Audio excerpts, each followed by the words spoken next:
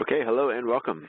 I'm Jason Gumpert from msdynamicsworld.com, and we are here today with Kay Wilmoth, a returning speaker for us and a senior consultant at Columbus, who will be giving us a look at what is new in Dynamics GP 2015. Before we get started, I just want to note that we have been doing a few different events in January and February, and you can take a look at almost all of them now uploaded to our webcast library at msdynamicsworld.com/webcasts, where we keep them all available and on demand, and we're constantly adding to that. So please do check that out if you're ever looking for topics like some of the latest GP technology. We'll also be continuing with our webcast series moving into the spring. So starting in April, keeping an eye out again for more webcasts on themes like financial automation, BI and reporting, as well as CRM, and we're really getting excited about what's going to be coming in that time frame.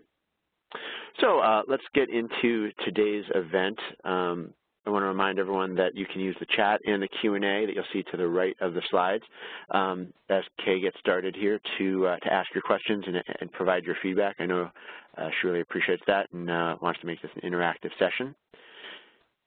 And without further delay, Kay, let me hand it off to you. I'm going to take you off mute. Oh, great. Thank you very much. So good morning, everyone. I hope everybody is doing good. We have a lot to cover in an hour, so I'm going to try to take questions as we go along, but I want to we got a lot of people on the line, so we'll do the best we can of answering the questions and stay within the time frame. Towards the end of the presentation is where we're going to get into the workflow, and I know workflow has been a big demand, and everybody is very excited to see that they brought more in. There was a few things in 2013 R2, and now they've brought in a lot more in 2015, and I'm hoping that I'll have enough time to kind of walk through some of that setup for you and how that works, because I know I've been excited about it. So we're going to start out what's new in Microsoft Dynamics GP, and I'm going to be jumping from the slide presentation, and then I also have my Dynamics GP 2015 open, so that I'll be switching back and forth, so bear with me. And just to let you people know, nope, that's not me. I am a woman. That is just a man in the slides. Didn't realize that until I put it up there today. I'm like, make sure people know that that's not me on that slide. So we'll continue on. Okay, so in the agenda today, as you can see, there's a lot going on and a lot to go over. So in the system part, we have different things we're going to go over. Web Client 2015. We'll talk briefly about the business intelligence. That's another thing we'll talk quickly about. And then we'll go into financials and distributions. I have two different slide decks. We have it broken down into two different ones for some of the seminars that I've been doing. So that's the reason it's broke out. So this is what we're going to cover on the first half of today, and let's keep moving forward.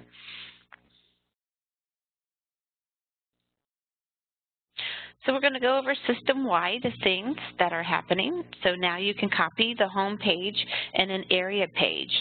So when you go to set up your user, and under the user setup, you're going to actually set them up, and then you're going to click the copy settings button, and from there you're going to say, who am I copying from, and then look at down here, all this information you can copy now. So it speeds up the process tremendously for that user, that all of that information is automatically there for them.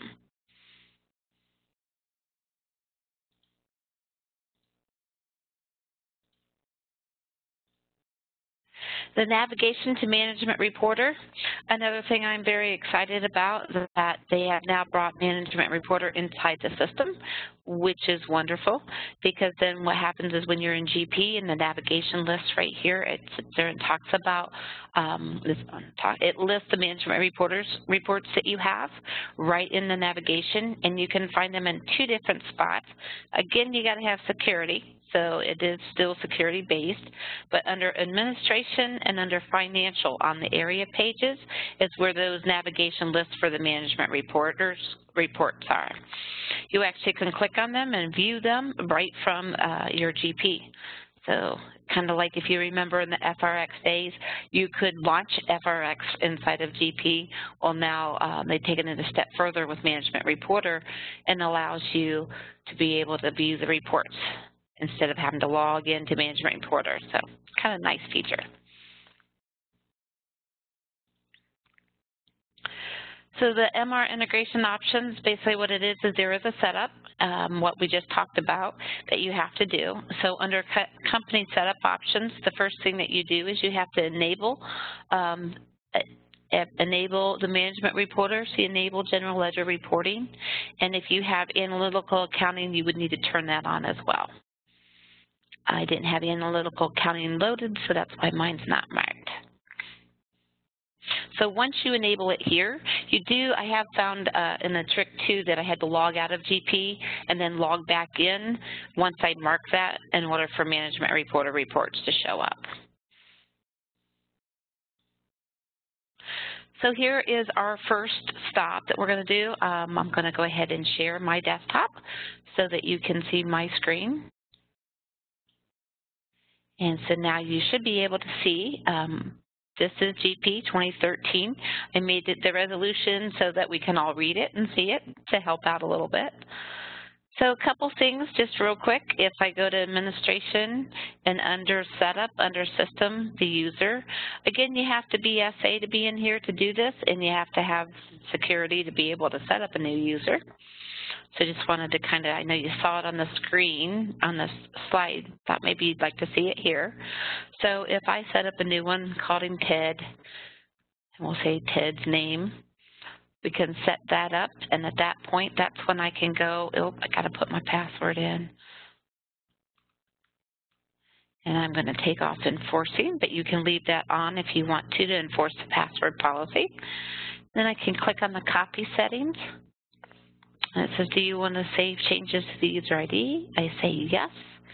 Brings this up information, so now I can go in here, and there's K. We'll copy from K. Brings it in, and then I can pick and choose at this point. So if I want to bring everything, then I am going to bring everything over here for the home page. And who am I going to bring it? So the first part is security. This is the home page. I'm going to bring K over for that. So if you notice, I actually could use a different user for security and a different user for home page. And then I'm telling it to copy it to Ted. When I click on OK, all of that information is automatically copied over for them. So it's a quick, easy access step to do.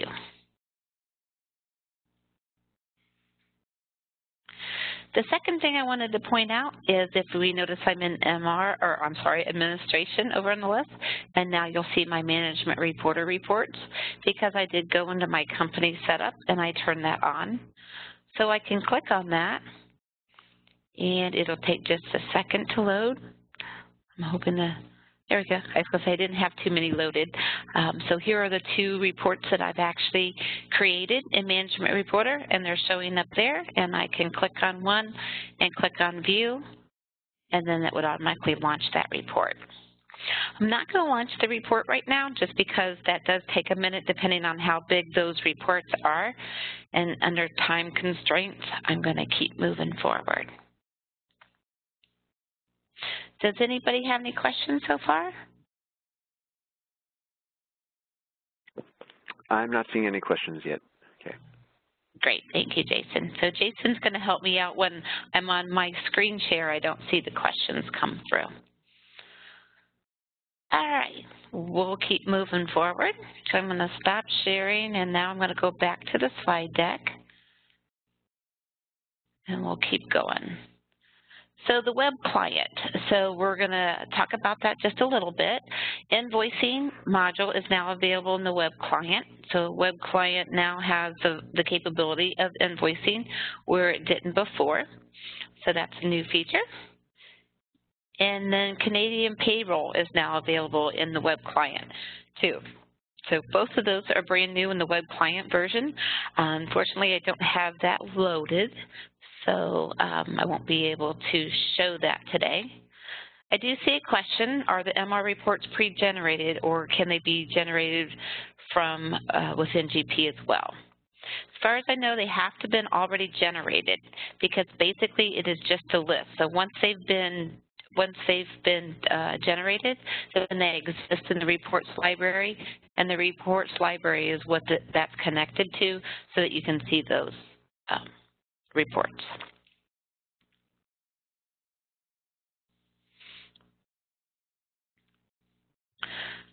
So the next thing we're going to talk about is business intelligence a little bit here.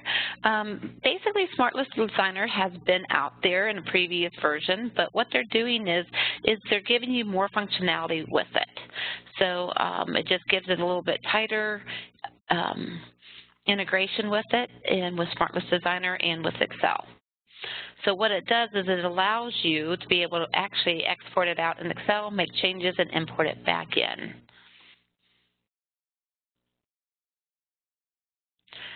So I'm going to keep going a little bit here before I show SmartList Designer. I think I have it again later in the slide, and that way we don't have to jump too much.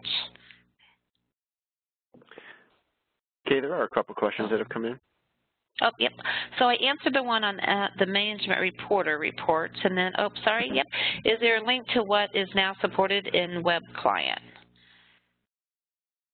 I'm sure there is. If you Google what's supported in Web Client GP, it should be out there for you.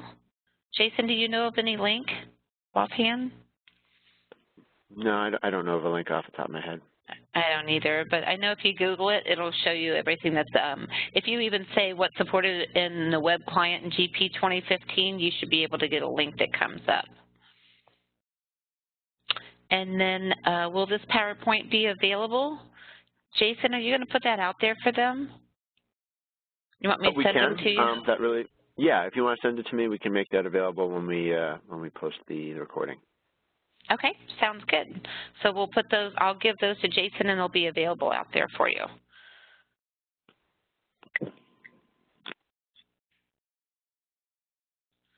Moving forward. This is the Business Analyzer app. So this is across platforms now, and basically there is an app out there for Apple and Android both, and you can get all different kinds of information out on your app, and they've improved the app. So if you can see here now, this is kind of what it looks like. Again, I can't show you my phone on the demonstration today, so this kind of got you a screenshot. And it's also support for the management reporter content as well. So that's a link from the app too.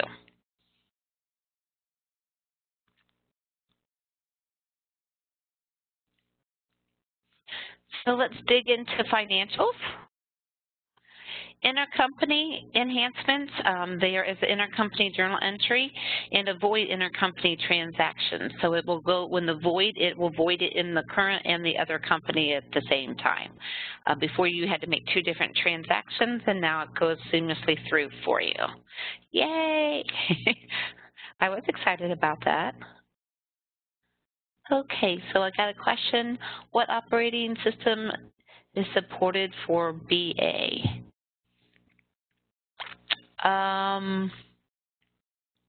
Business Analyzer, it is, I apologize, I'm not for sure what operating system that is for. I believe iOS was added in, or at least it was announced in April. I'm looking for a link here, but so I think Android and iOS are coming, right? Yep. It's not already released? Yeah, I think they're already released, the Android is. Mm-hmm.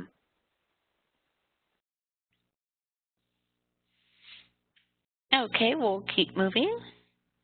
Payment terms and enhancements. This is something that's been a big request from customers, so they finally put it in, that you can put in specific dates, add months, add days to transaction dates, next month, and add year.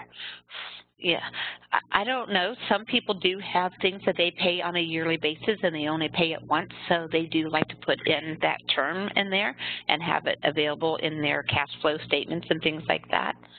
So that's kind of cool, but I like the other ones more, the specific date or add months. That is a really nice feature, and Just so you know, I've been using GP since version 4, so I keep watching it. Things that I've wanted a long time ago, I'm glad they're finally making great progress and enjoy the new features that GP brings out. So basically on the payment terms we were talking about, when you go to payment terms setup, when you go down here under the discount, under discount days, now you'll see days, date, end of month, none, next month, month and day, and annual. So that's the new ones that we're talking about. And we'll kind of go through that too. We're going to go into a demo. And speaking of which, that's where we're at. And Jason, thank you for putting that out there. If you look at the Q&A notes, he put a link out there for you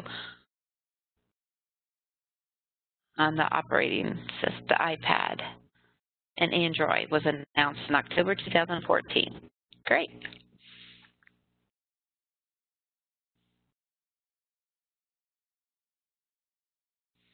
Okay, so going back, let's go ahead and first of all, I'm just going to click on, we're going to go back to the SmartList Designer. 2 different ways you can get to it. I'm just going to go right into SmartList, and I can click on the new button, and then this is where they were talking about they've enhanced it. So SmartList Designer has been out, but now they've made it even more enhanced, basically, so that you can go through and do different things. And again, I'm not going to be able to go through the whole thing on this because it can bog the system depending on how big the report is, and I don't want to make you guys sit and wait. So just kind of wanted to show you that's where that's at.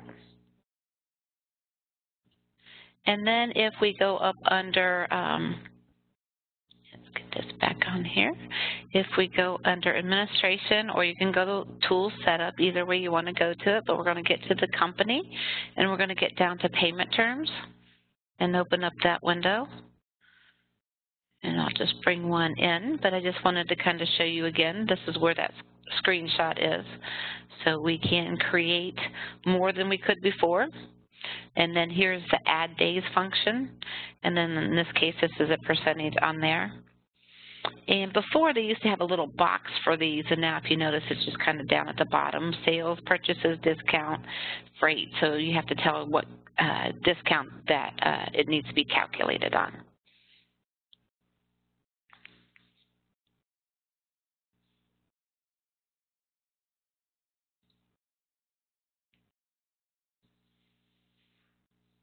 Okay, anybody got any questions on the payment terms?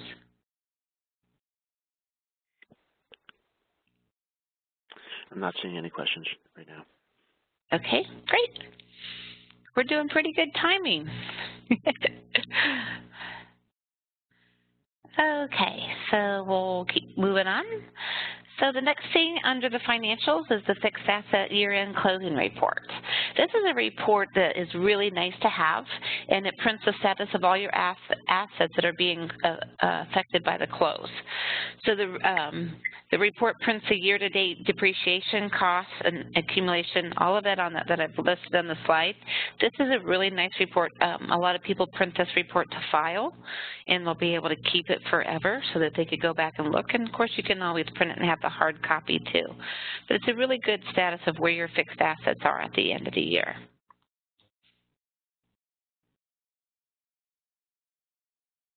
So if time allowed, can you show us how the OLA notes are used in GP 2015? We're coming from GP 2010, and I understand Doc Attach is what is used in 2015. So yeah, we can hit a little bit over that if you need to. Will there be an SRS version of the fixed asset year-end closing report?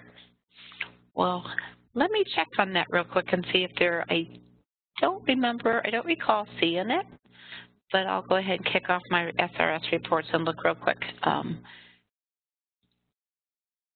And I'm not getting them all to come up right now, so I'll have to come back with you.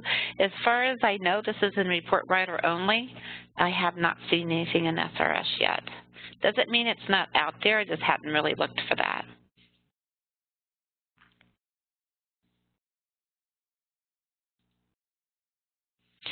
So next we're going to go into the distribution. So the edit email for historical documents. So if you are emailing your documents and you're using Word templates, you can actually go in and go into a detail inquiry Zoom and actually go into the email, and you actually can change the email at that point, and then you actually can email that document at that point. So let's say an employee, you send this out and that that person has left.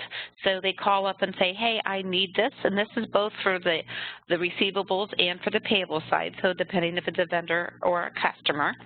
You actually can go directly into that inquiry and change who you need that to be emailed and email that, because that does hold that information for that email.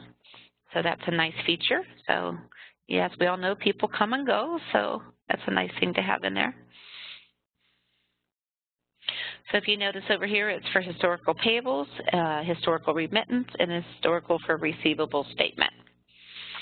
So if you send out a check and somebody says, I didn't get it, or I can't find the pay stub part, what was that paid for? You'd be able to get it and email it right directly to that person who needs it.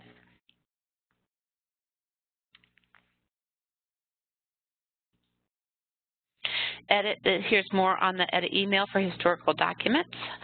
These are the sales documents, and this is for the historical purchase order too. So even more documents that you can turn around, edit who you've emailed them to, and send them out.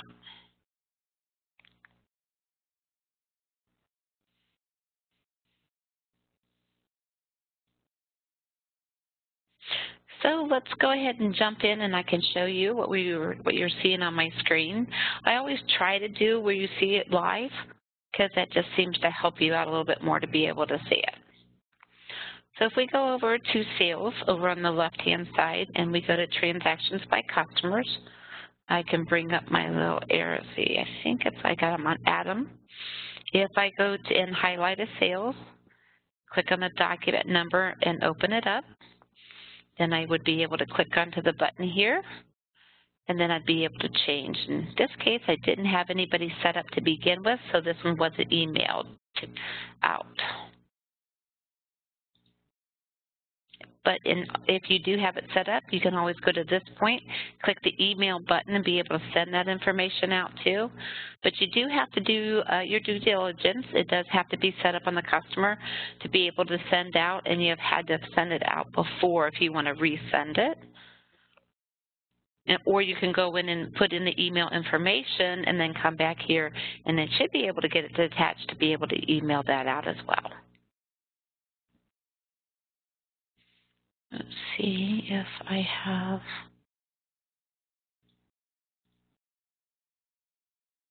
trying to remember. There we go. So this one's set up right in here. So now I can do that. So I can click and edit the email, and I would be able to see I've got it to mailing it to.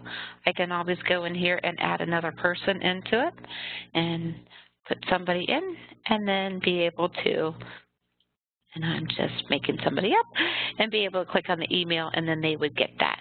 As long as I mark that and say I don't want to send it to that person, I want to send it to this one.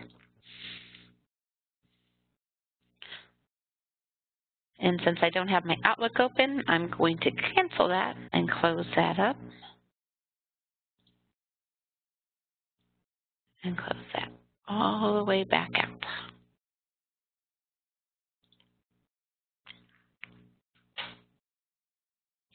So for the person who was on the who asked a question about the OLE notes and that they are attachments now, but keep in mind they really look pretty much the same as they were before. I'm trying to go back to 2010. So you still have the notepad. You still go in here and attach. So when you upgrade, all your notes can get upgraded to over as attachments. So I can do the same thing as I did before and click on attach, and it turns yellow. I also can click on there and click on, and depending on which window you're in, you can click on the paperclip, and you can grab a file and attach that as well too. So I am not going to attach anything. I'm sorry, go ahead. We have a few questions that have just come in. One from Don asks, what does the output look like for AR statements? The output for what, just the regular statements? That's what it says for AR statements. Okay, so whatever you set up for your AR statements that you send, because there's a lot of different options for AR statements, then you would set those up, and those are what gets emailed. So if you're going back to reprint an AR statement, then you'd have to grab that same option that you set up before and email that out.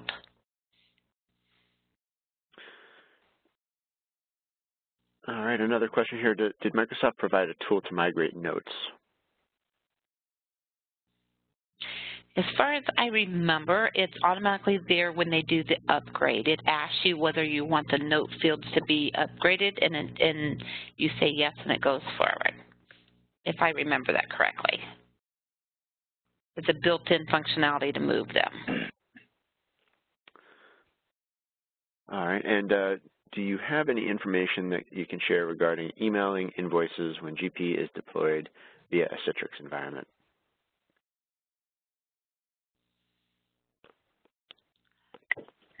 I know if you, again, I hate to, it would be a thing that you would need to Google and put out. There is a document, a lot of information right inside of GP on emailing your statements. Now, the Citrix environment, that can get, it depends on how that Citrix environment is set up, and that's more of the IT side and the technical side, and it depends on if they have Outlook on the Citrix environment, on whether you'll be able to do that. Again, I would suggest Googling it, and then again, you would probably have to take it to your IT manager and depending on how your structure is, on whether that you have that capability. Okay, and someone asks, is there a straight upgrade path from GP10 to GP 2015? I haven't taken GP 2010 straight to 15. I'm not for sure, to be honest, but they haven't done that yet.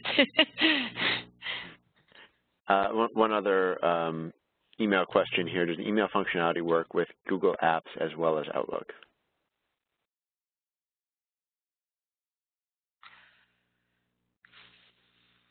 Well, it all depends on how the structure is on whether you, as far as emailing goes. I don't know if you can, if you are on the app, whether, I don't think you have the email capability. I don't remember seeing anything announced out on that. Because there is setup that has to be done on that, on the infrastructure of your IT side to get that to work.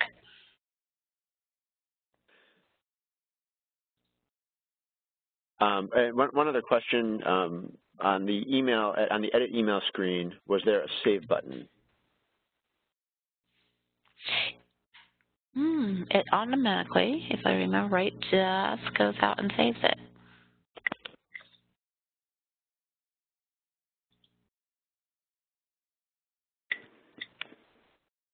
That one is in there.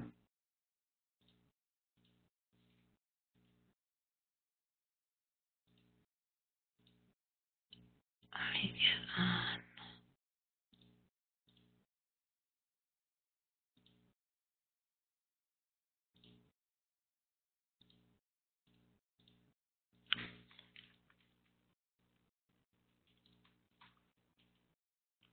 Let's see. No time like the present, right? So I can't click on the email because I don't have my Outlook up and going. So I'm wondering if I close it. Close the one will not save the entries you made. Do you want to continue? So no, it does not automatically save those entries. It's only for the time you can edit it and send it out.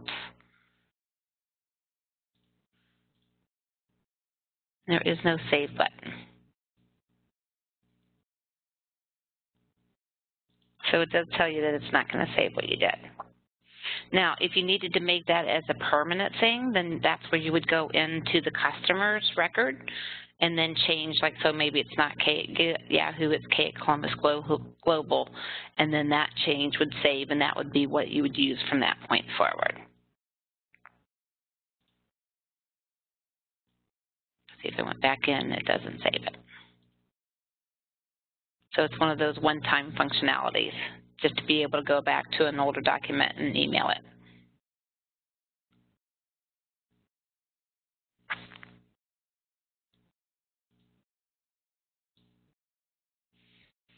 Okay, so let's go back.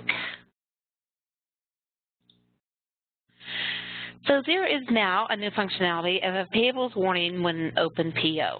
So if you are going in and doing a payables transaction, it gives you a warning now that there is an outstanding PO.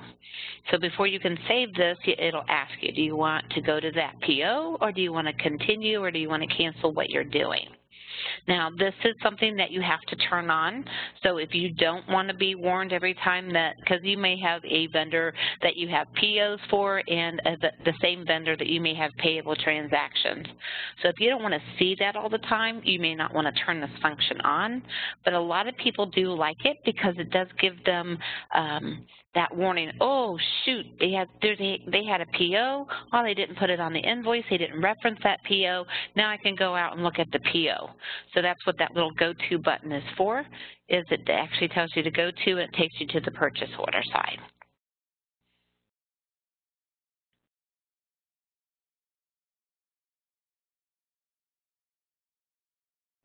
And I do see in a Q&A that it was put out there that GP10 is no longer supported, so there is no direct upgrade from 10 to 2015. So thanks, Cindy. I appreciate that answer. So the payables warning is the next thing. Let's go on a little bit. Oh, that's the end of that slide, so we will go ahead and switch real quick and show you that payables warning.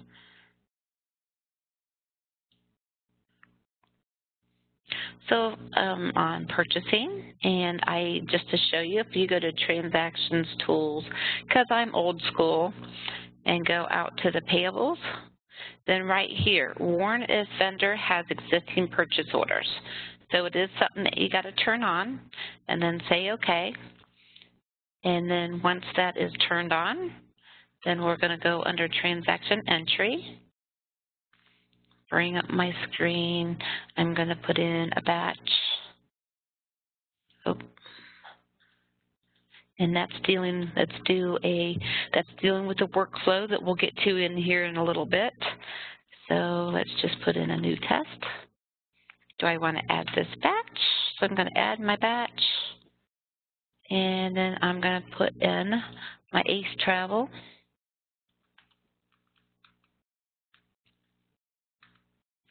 And I'm just going to double check my distributions. Everything looks good. Then I'm going to click on the Save button, and then that's where that warning comes up from that point. So the vendor has an existing purchase order. Choose Continue to Post or Save. Choose Go to Close Window and View the Purchasing Navigation List. So from this point, when I do the Go To, it'll take you to the navigation list, and then you can look at the purchase orders for this vendor.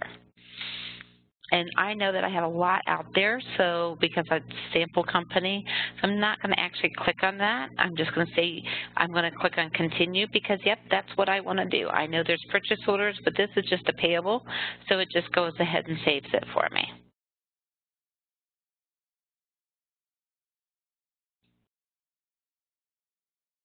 Any questions on that? And I'm going to quickly go back over to the PowerPoint slide. And if you notice, here is a couple blogs on here and some YouTube information that you can go out there and look at. Remember, I've got this split into two different slides because I have two different sessions. So you'll see this at the end of the second slide presentation because this is the end of the first one, which I'm doing really good because it is halfway through. Do we have any more questions at this point? I'm not seeing any others right now. Okay, so I'm going to switch over to my second slide deck. Again, there's men in there. It's not me. So let's continue on. So we're going to talk about the System BI, just a little bit overview, and then we're going to really get into more of the workflow, and then we'll touch bases on the employee self-service suite at the end. Kind of always put payroll at the end because if some people don't have payroll, then you're welcome to drop off at that point too if you don't want to stick around for the ending of the presentation. And like Jason said, this is all going to, this is being recorded, and I'm going to send him these presentation slides so he can put them out there. And Jason, do you have a link where they can look at those once this is done? Yeah, we can make a link available for anything like that. Okay, great, thanks. Jason just loves it when I put him on the spot like that. So let's talk about System and Business Intelligence. This has got my slides off just a little bit over here. But basically, if you notice, there's a lot onto this slide. And I really just want to do a quick overview because a lot of it is very technical, and some of it is, and it's beyond me.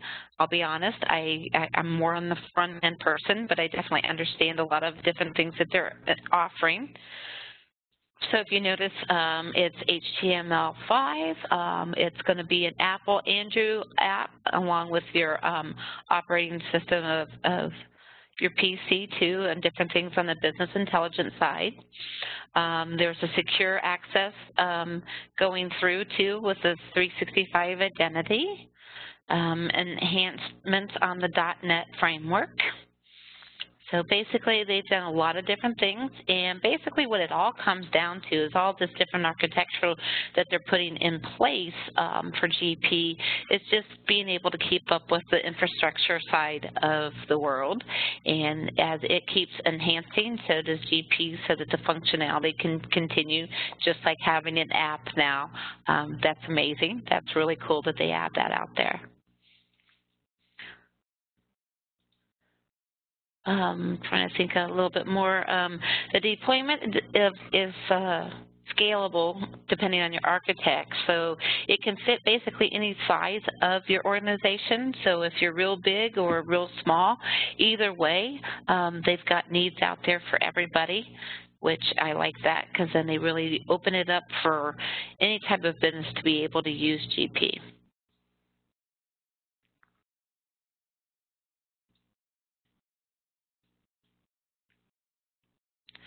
Okay, so then the next thing is the identity management. So you can log into GP web client using the organizational account credentials. So if you have an Azure AD account. So if you notice right here, it's the SQL Server or the directory account. So there's two different ways for a user to be able to set up and be able to sign in.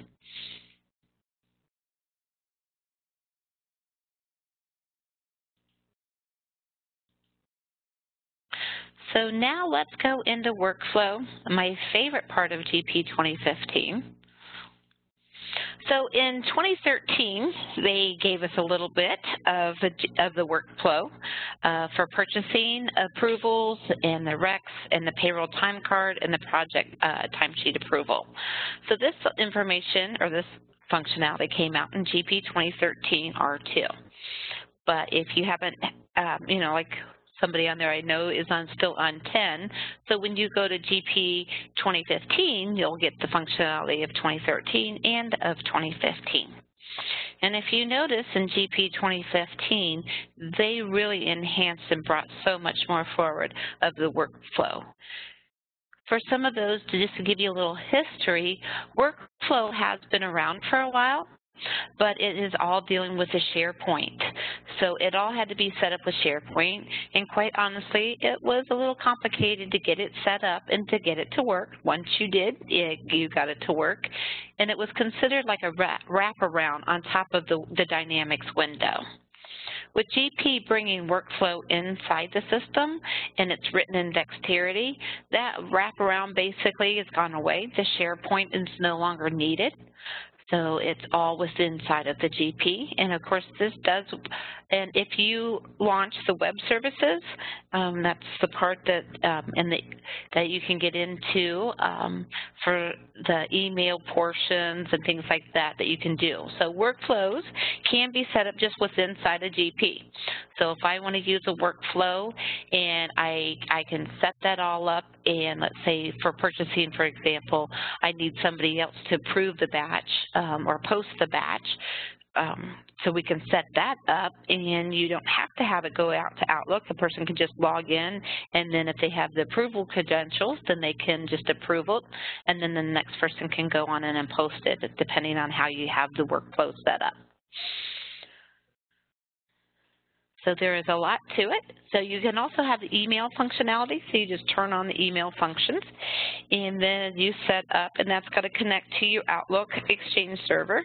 And there's a couple things in there. Again, that becomes the back end with the infrastructure of your IT department that would have to help make sure that you have the right credentials and that you have the right setup inside of GP to be able to hook to your Outlook.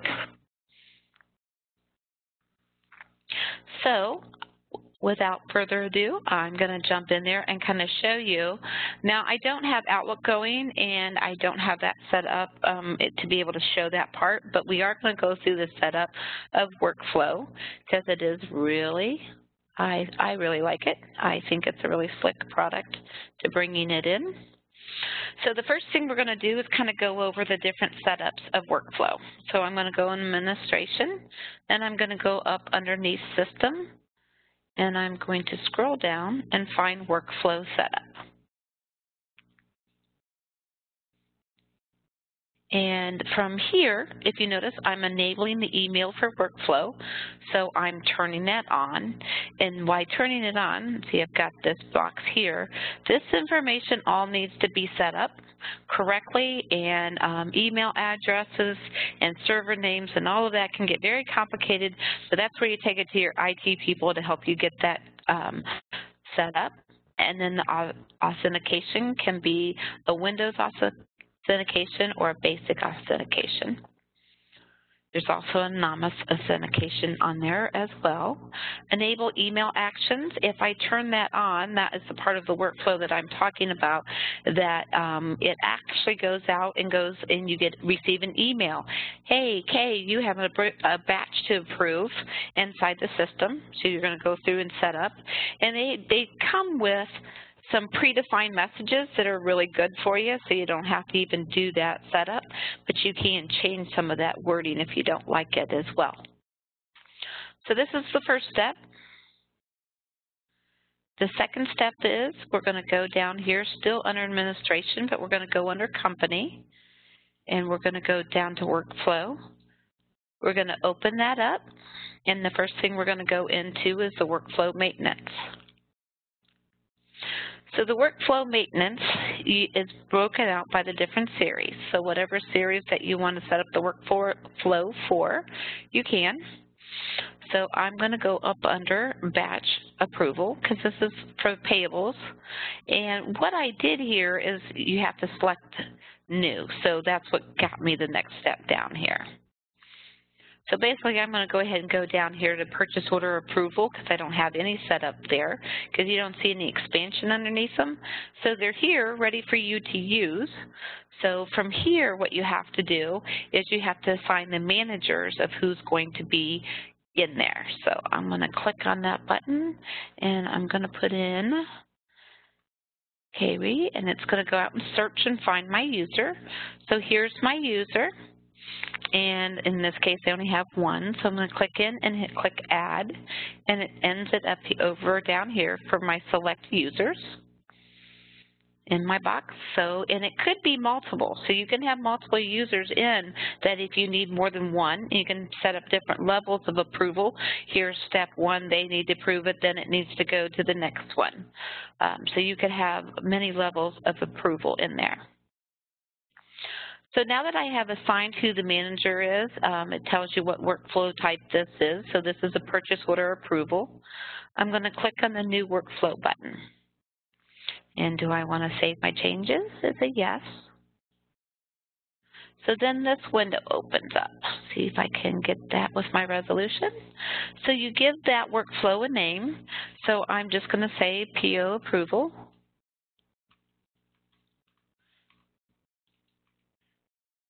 And your description can be different if you need it to be. And then you have options down here. So what type of options do you want it? Is allow the originator to be the approver. In other words, whoever sets this up, are they going to be allowed to approve their own batch or not? So these are different decisions that you have to make. And then if the task is overdue, what do you want that to happen to? So you can escalate that to the next approver, you can escalate it to a specific manager, or automatically reject the overdue task, or no action taken. So I'm going to just like turn on some of these so you can just see onto there, and I'm going to save that information. So now that PO approval is in there. But if you notice here, if I go back to this, this is the steps that we were talking about. So from here, I can click on New Step, and I can put in what type of steps am I putting it in, and what kind of assignment time limit do they have. So I can put a condition in here, or I don't have to put one in. So the condition could be that, you know, maybe it's only when certain batches come through, do those batches need to go over. That gets a little technical to be able to put in a condition, but you can do it. And then so then you can just put in what that step is in.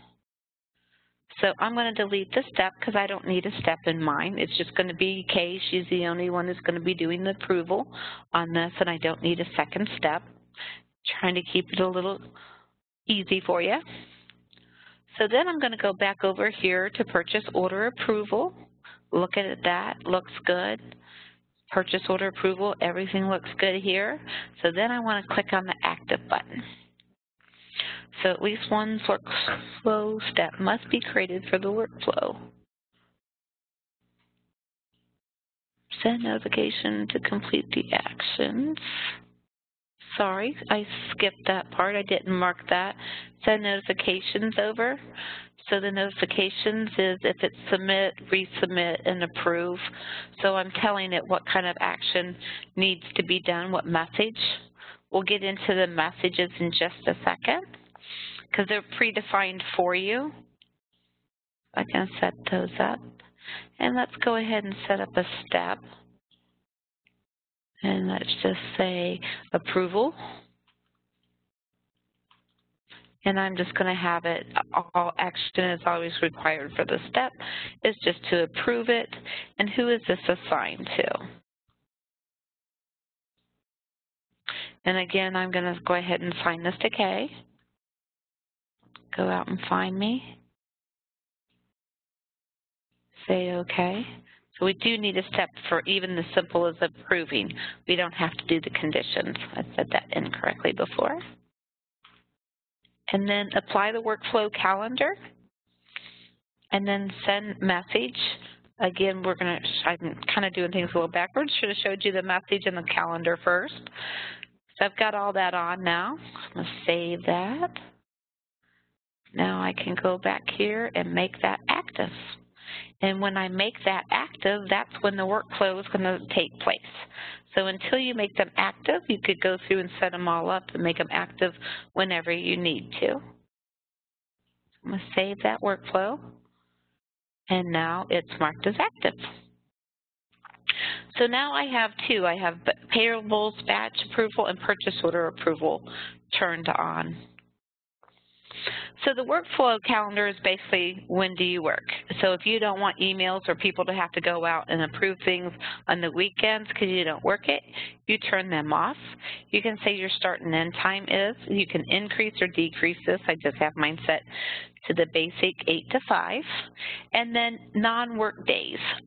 So again, this is sample company, so it's set to 2017. So I just put an example in here for you. So 1/1, it's New Year's Day. That is not a non-work day. So basically you would list your holidays in there.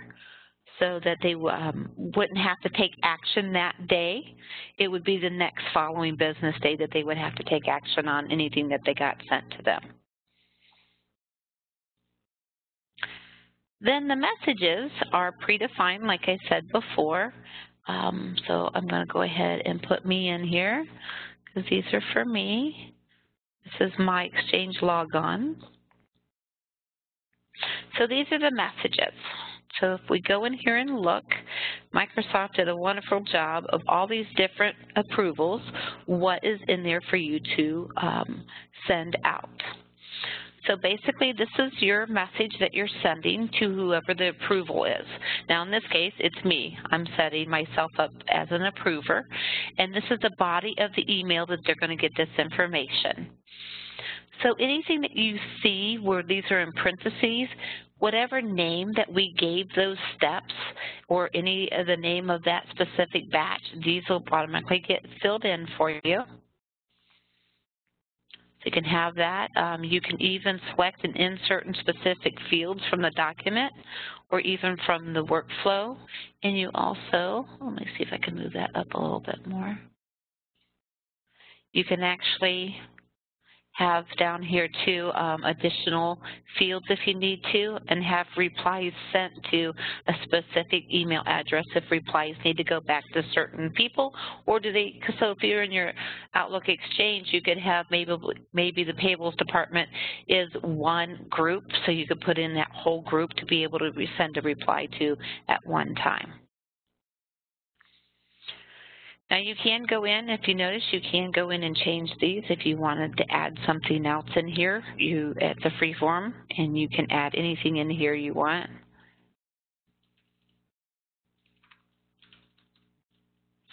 You can add that in. There's also a validated line if you wanted to validate that. The fields match the document type assigned to the message, so basically that's telling you it's validated. Of course, these are ones that I am just, that are predefined and all we're doing. So if you changed anything on here, it would still validate whether that was good. Then you just save, and then you can go on to any one of these defined messages for you.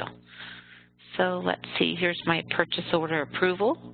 Here's the information that's going to come through for that one. That's the body. And then any document lines, if you want, you can enter that in too.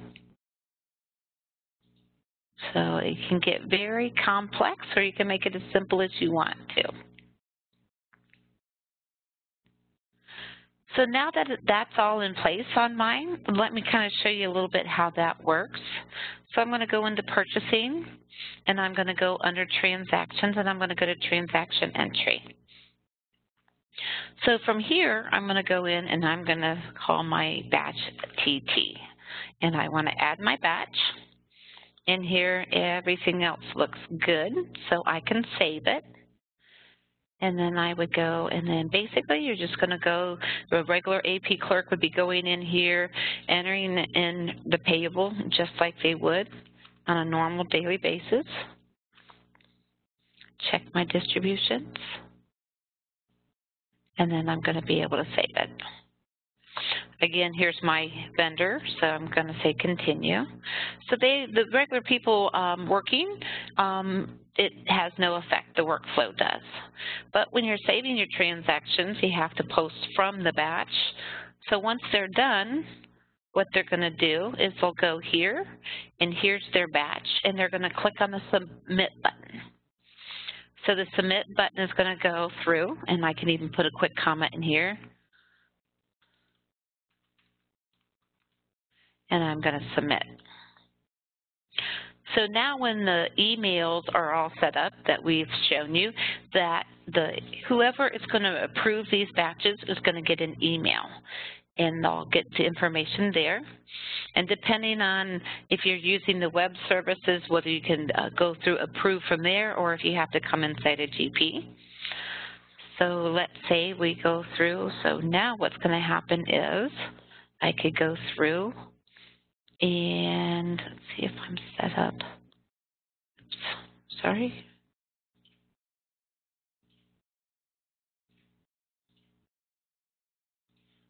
So let's get that TT batch. select it. So now what you're going to see is Payables batch approval, pending approval from Kay Wilmoth. So now, and that's me, I'm set up with Windows Authentication, so I'll be able to actually go through and look at this. So I'm going to go to approve. So if I wanted to do an edit list, I could look at it and print the edit list, but I'm going to say, okay, this is good. So I have two options. I can approve or I can reject it. So I'm just going to click on the approve button. And I can, again, put a comment to it if I needed to, or I can just click on the approve. And by doing that now, if I go back and look at that batch again, now it tells you that your batch was approved. And now, because I have rights, I'm going to be able to click on the post, and the function goes through as normal.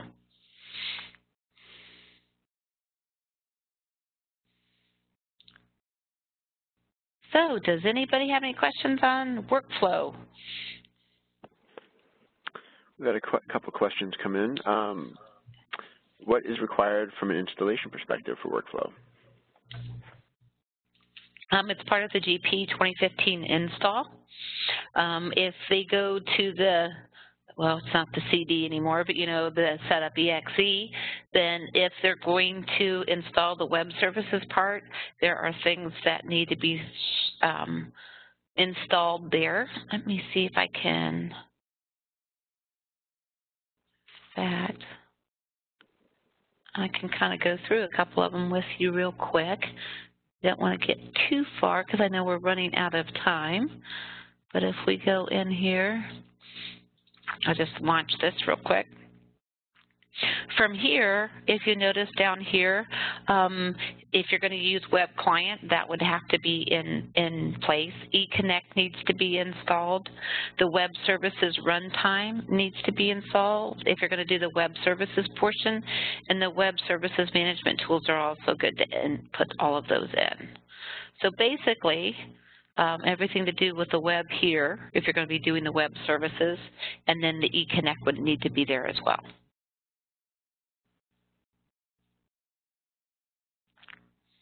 Next. All right. Was there any announcement on continuing support for eConnect going forward? I see it's still in the product, and the services exposed don't match eConnect yet. Just curious if there was a strategy statement with the release of these services. As far as I know, when I installed my version that I have here, I had to install the eConnect for the workflow to work. So it is still needed in order for workflow. So the obviously you're still supporting it. And I'm not sure if you covered this already, but someone asks, the web services is web services required only if the user wants to approve from the email? Right. It would be the web server, well, two different things. You can have it set up just to get notification. So if you set up the first portion of the setup, that's enabling the email. That is giving the system to go out and email the approvers and say, hey, you have a batch out here. So that would be step one. Again, you still have to have connection to your Outlook to be able to do that. And then the second part is the web services part. So if it's the web services and you have web client, they would be able to go through the web client and be able to prove it right from there.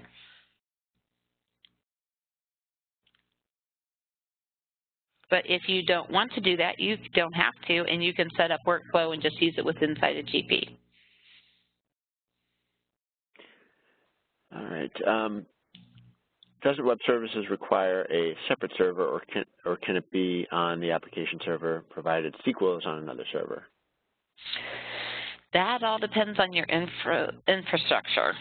Your best bet is to talk, depending on what all you have on your server, and a lot of people like to have the web services on a separate one. I think there is a way that you can put it all onto one. But again, that gets really complicated depending on how everybody's set up so different anymore. It's hard to say yes or no to that question.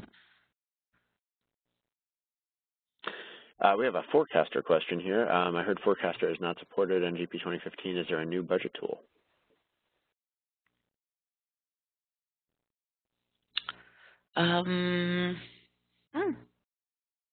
didn't hit that.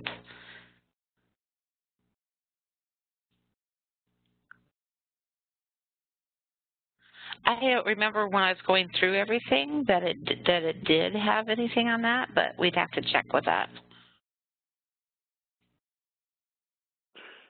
All right, and last question on eConnect again. Is it a separate license?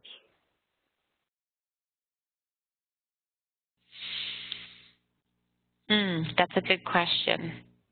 I don't think that it is. I think it's just we'd have to find out for sure. I don't know how they're putting that in with 2015. Sorry, I'm not for sure on that one. All right, that's all the questions at this point. Okay, so I know we're really hitting our time limit, but I'm just going to go through a few quick slides on the Employee Self-Service Suite. If you don't have payroll and you want to drop off, you're more than welcome to. And then I am going to go ahead and hit these real quick before we stop. So the Employee Self-Service Suite, again, this is 2013 R2. These are different things that came out. And if you notice, there was a lot of things to deal with the Employee Self-Service Suite. And if you notice on 2015, that has increased tremendously. So there's a lot of things that they can do with an Employee Self-Service Suite. So we'll go over just a few of them.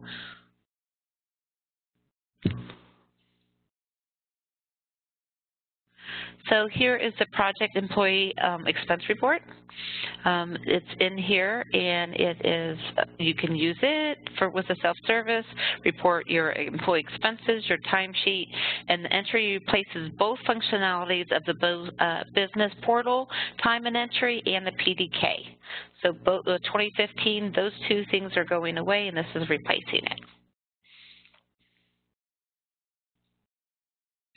Time management, this is a self-service user, so business portal and time attendance replacement. So that's replacing the time and attendance in HR and allowing entering time on behalf of somebody. So if you have the right permissions, you can actually enter time on behalf of somebody. And again, this has approval workflows. So you might be able to enter time on behalf of somebody, but your company may want to set that up to be approved too.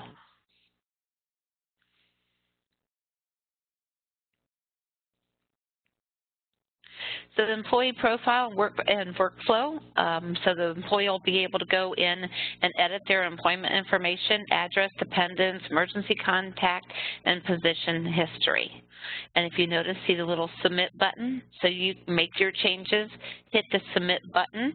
Whoever is set up to do the approval on that, and once they approve it, then it goes into the employee's record. But until it's approved, it doesn't go through.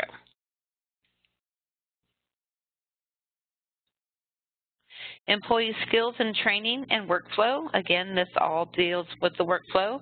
So it gives the employee the right to be able to enter information on their own.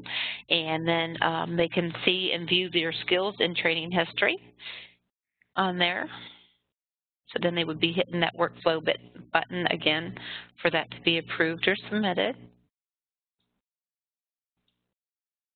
And employee benefits, employees can now view their benefits with the employee and the employer and the employee contribution. So you can see like 401k and the 401k match. So you'd see both sides. Here's the employer and here's the employee. This also is a really great view. This is what I'm signed up for. This is how much is coming out of my pay. So I'm really liking the enhancements they're doing. And employee pay stubs. An employee can view or print their pay stub from the pay stub navigation list. And again, this would all deal around security and whether the company gives security to be able to do that. But that is in there as well. Employee W-4 in the workflow. So again, you can put in your information on your W-4 and then it would hit the submit button and then it would go in for approval. So you can change your exemptions and your withholding amounts and then it'll be in there for approval. Once it's approved and it's actually part of your employee record, that is when that will take effect. So depending on timing of approval, you might want to make sure you warn your employees that it may, take up to 1 or 2 payrolls before that goes through. Employee direct deposit is attached with the workflow now too, so a person can put in their own information on their direct deposit information, and that can go through the workflow process. If you notice, a lot of this goes through the workflow. And then there is a manager team profile. So the manager will be able to view and edit their team members' data, and that includes their addresses, dependents, emergency contacts, and position history too. And if you notice, there's got that little workflow in there to submit. Managers can do the skills too for their employees and add things in, and that is driven from the navigation list as well too. And that built-in workflow, even for the managers. The HRP pending approval navigation list, so it kind of shows you everything that's out there that needs to be pending and who it's assigned to. And it's a complete workflow actions across active workflows. So all of the workflows can show up here as a navigation list. The requisitions of the purchase order replace existing rec management, order items and goods, combine requisitions to a single PO now, and requisitions have the workflow attached to it in 2015. So you can even have your approval of your requisition for your purchase order. Kind of went through those a little quick because we're out of time. Is there any last questions anybody has? We do have a question on the ETA for the first service pack for GP 2015. It's already out. The first service pack was just released, I think it was last week, or is it this week? I'm getting confused in my weeks. It's been here very recently. Within the last week, it's been released.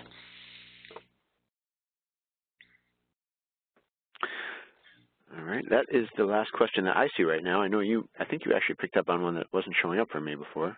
Someone saying it was released last Friday. Okay. Thank you, Rebecca. Thank you. I think that's it. So we can start wrapping up here. I want to remind folks there's a quick survey that pops up when we do conclude here. Anytime you close out, we really do appreciate your feedback. So please do take like 30 seconds to fill that out if you don't mind. Kay, I also want to say thanks to you for taking the time to prepare this and present it to our audience today. Yeah, no problem. I hope everybody got some good information from this presentation today. And good luck with 2015. I'm all excited about it.